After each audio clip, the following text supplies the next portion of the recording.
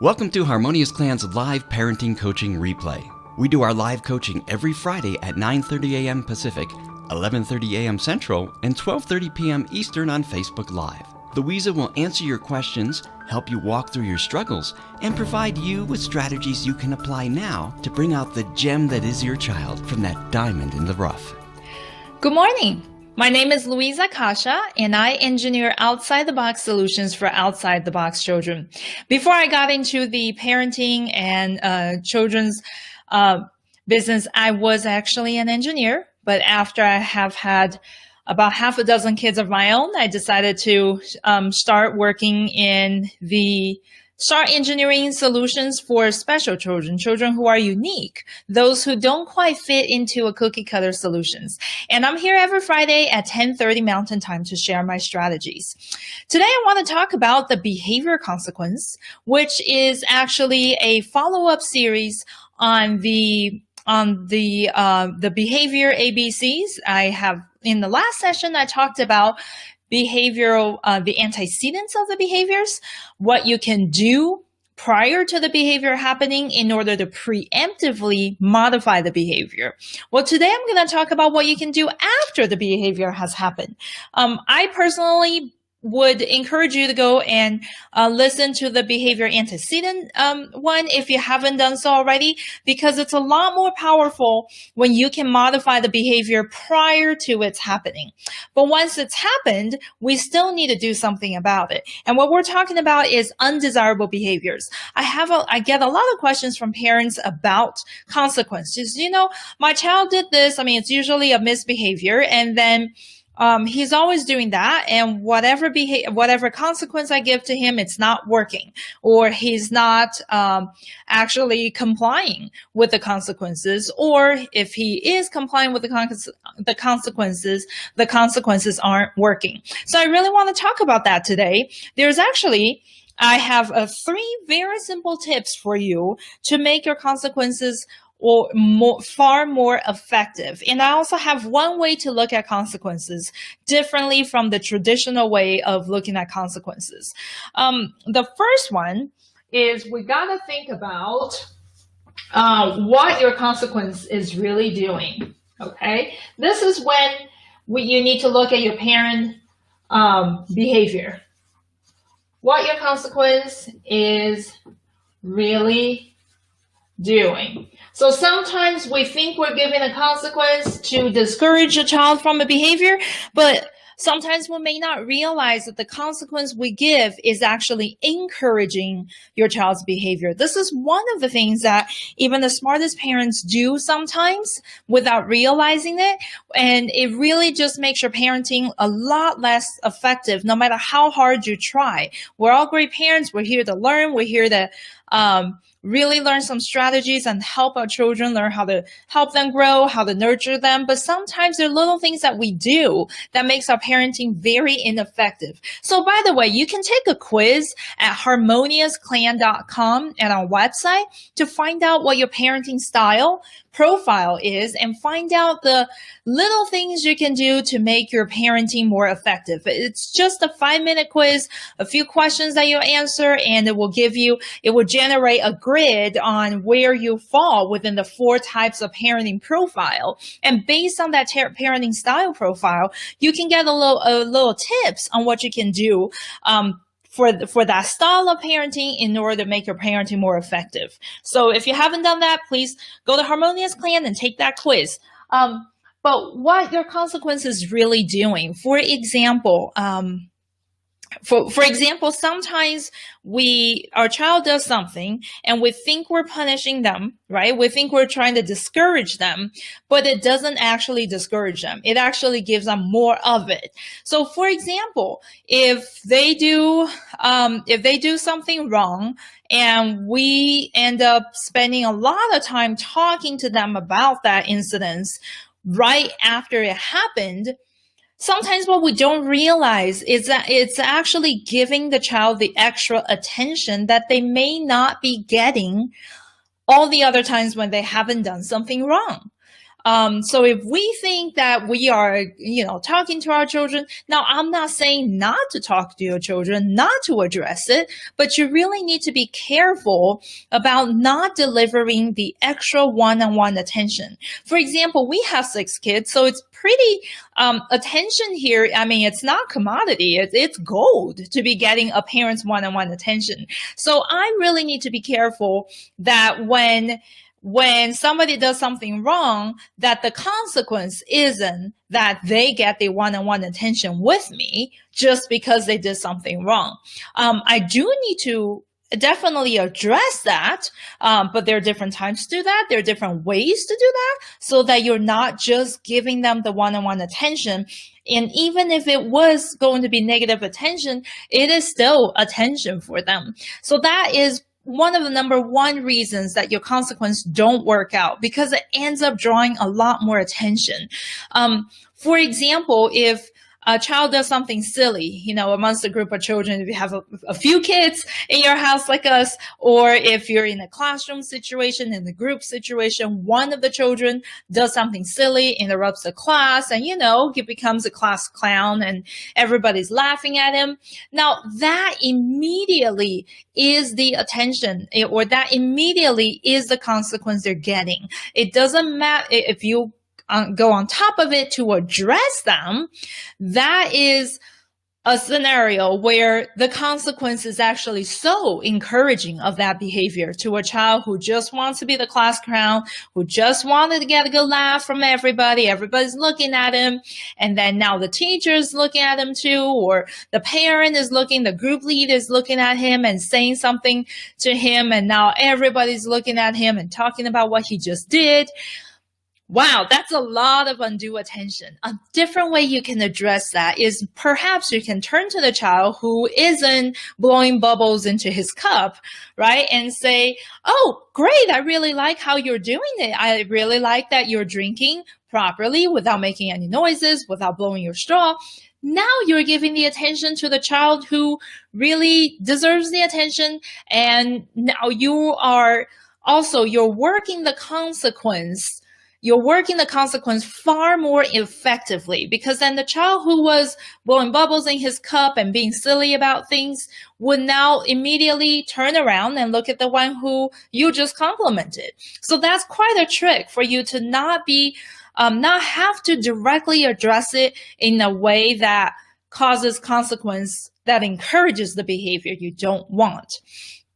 Another thing is, I think we all do this. I mean, we're busy, we're working, and we're on the computer, we're cooking. I mean, whatever it is that we're doing. So our children's asking for something. Can I have the whatever? Can I have the cookies right now? And you're thinking, no, I'm just cooking dinner. No, you can't have cookies right now. And then you're working and cooking at the same time, and you've got too much going on. And so your child keeps coming back to you and, okay, can I have it? Can I have it? And you go, no. And depending on the age and the maturity and also the behavior pattern of the child may end up whining, crying, having a fit on the floor, and this may drag out for quite a while. Now, if after 30 minutes of it, you have just had enough, I've seen parents do this, and, it's not fault on your own, but really, children really have that way of getting under your skin sometimes.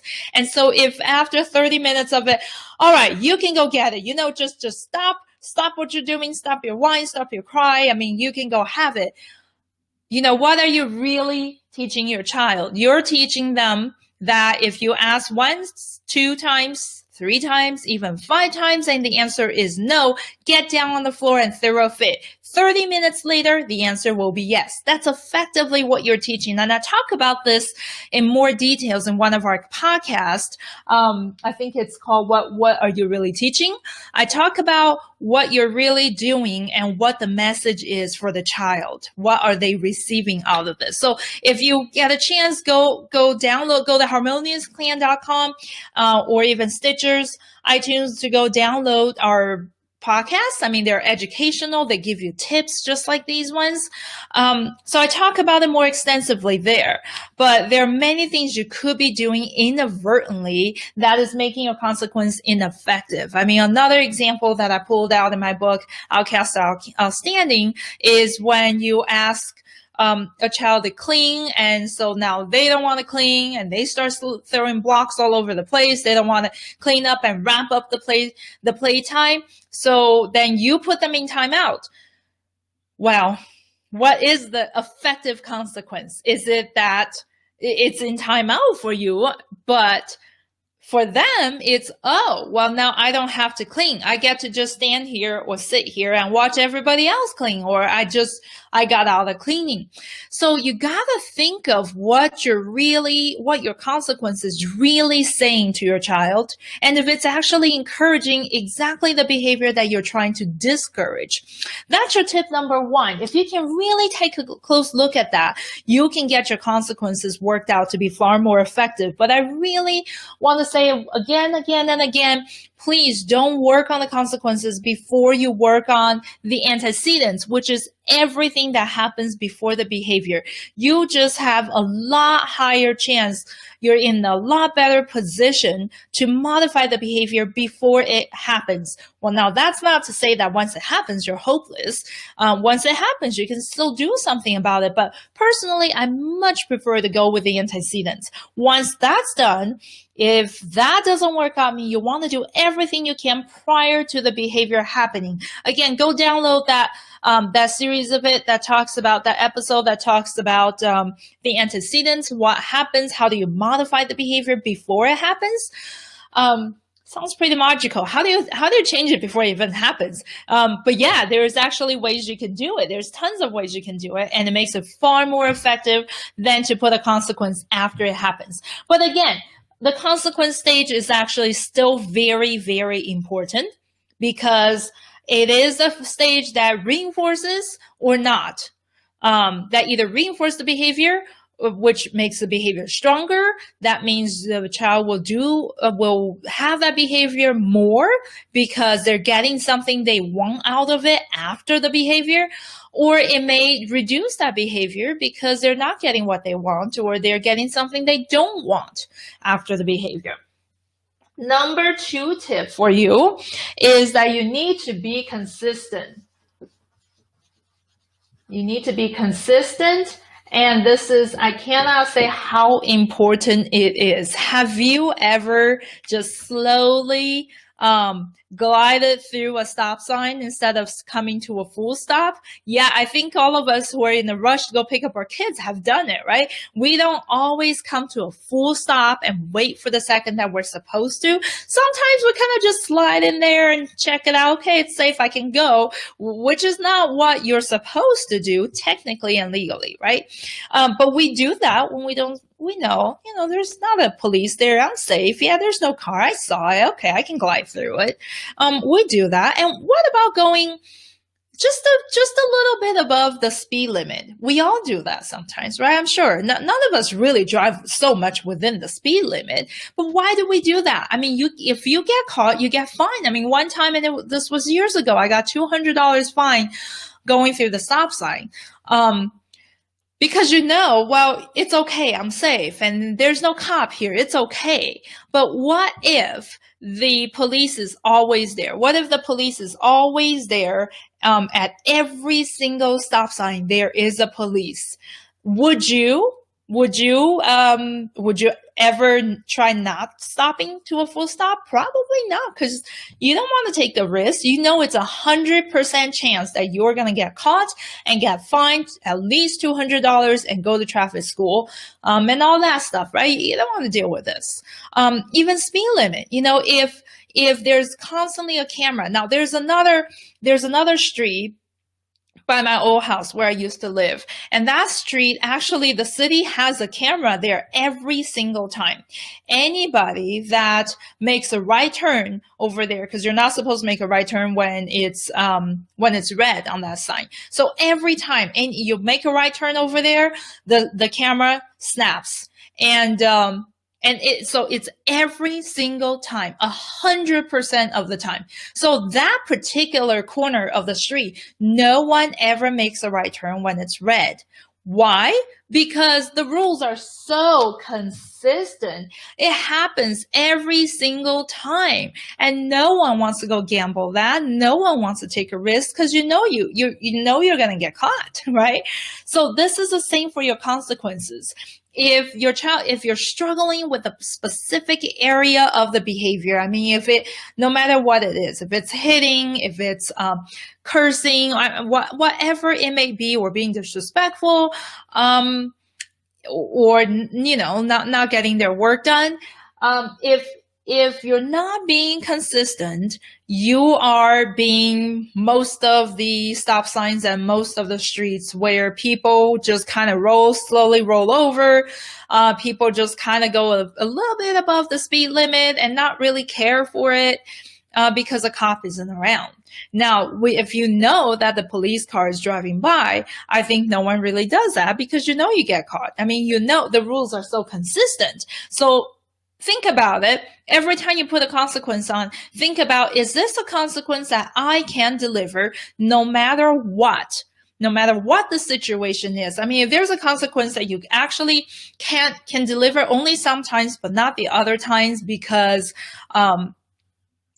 you got to go to work and then you're out of time to deliver your consequence, or whatever situation may happen, then don't use that consequence, or use it in a way where you can actually deliver it consistently. Okay. So, if you're not being consistent, you're just being like the freeway, like any other street that has a speed limit there that people follow or don't follow because there's no police there, right?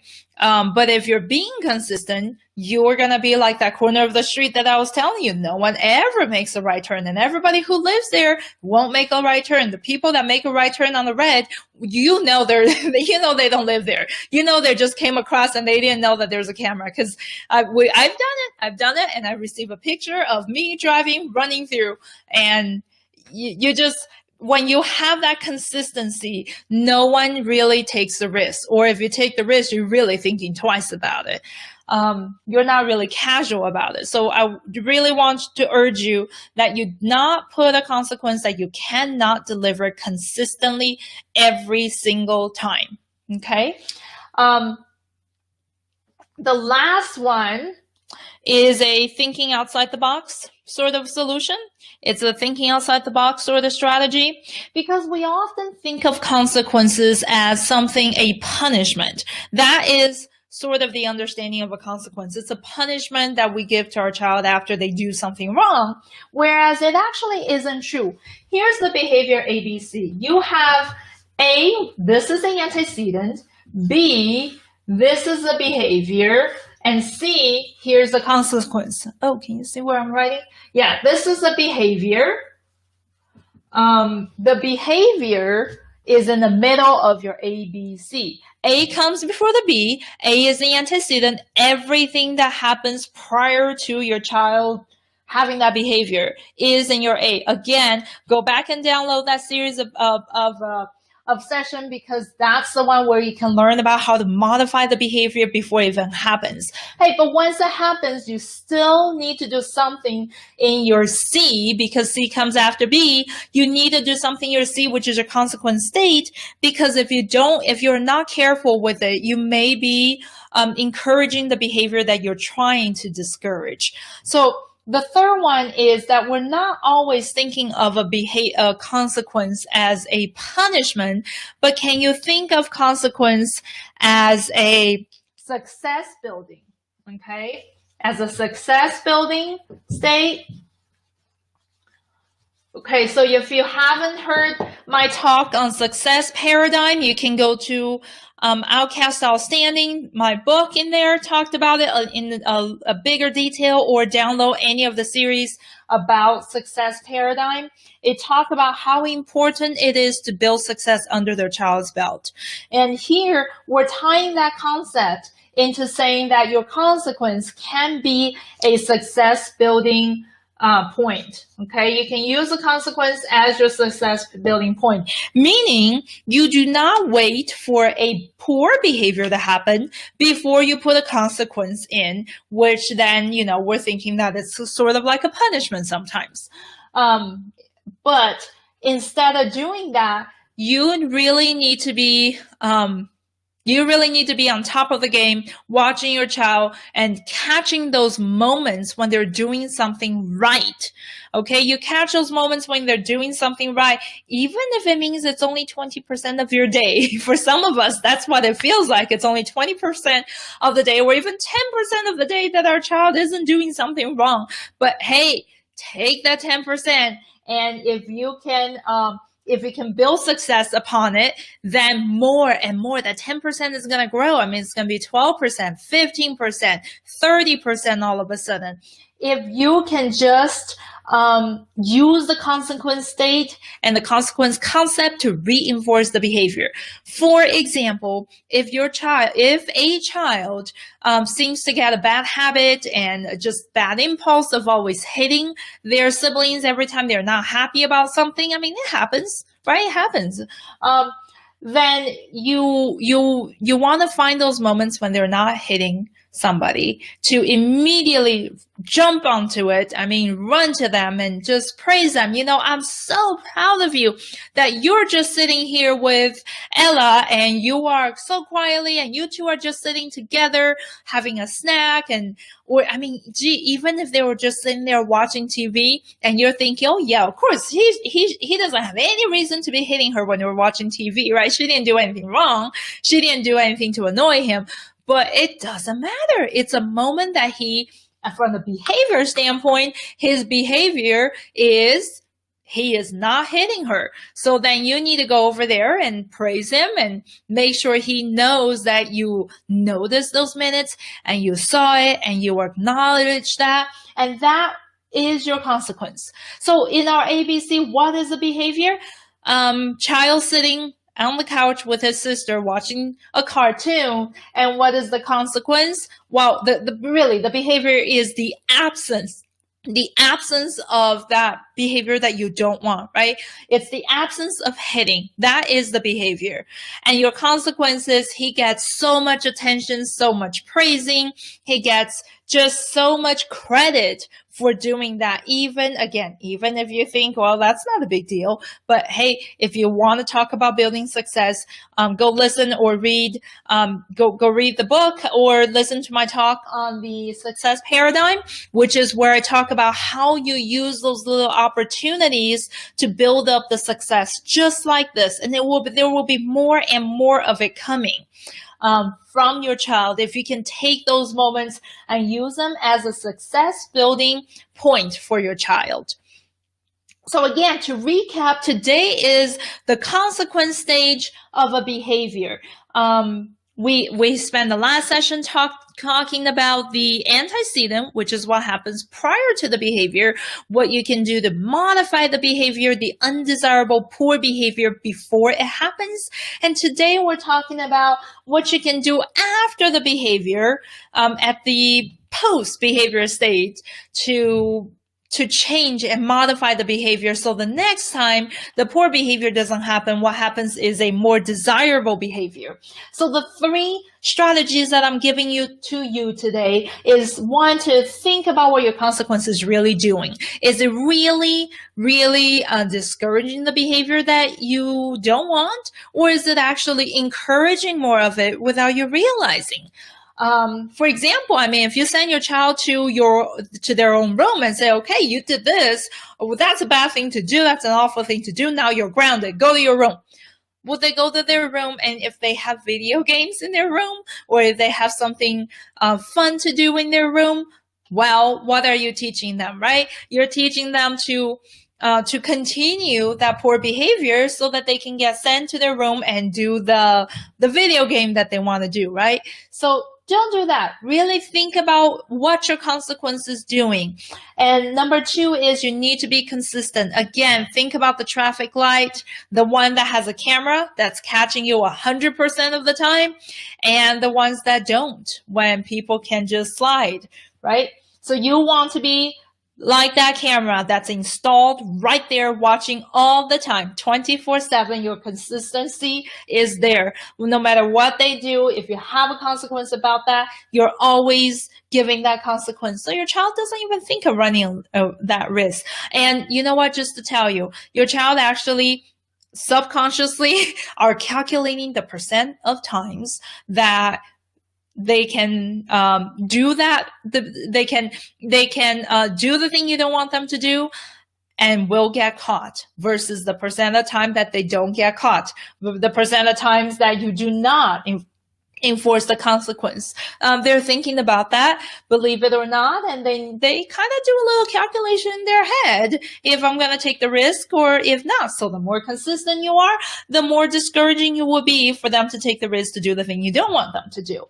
The third one is to look at your consequence as a success building point, so that you can use you basically need to catch on the good behaviors and give the consequence of huge amount of praises and huge amount of reward or whatever it may be, so that you are reinforcing the behavior that you do want. So this is kind of the outside the box thinking. We don't want to be thinking of consequence as just, a punishment you gave to a child when the child does something they don't want. How about the good thing that happens when a child does something that you do want them to do? That's a very powerful way to reinforce the great behavior at the consequence stage.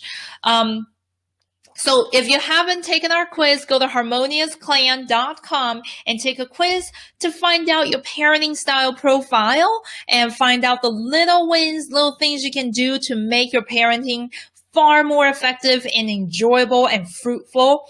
And also download our podcast for more educational resources like these at harmonious.com, harmoniousclan.com.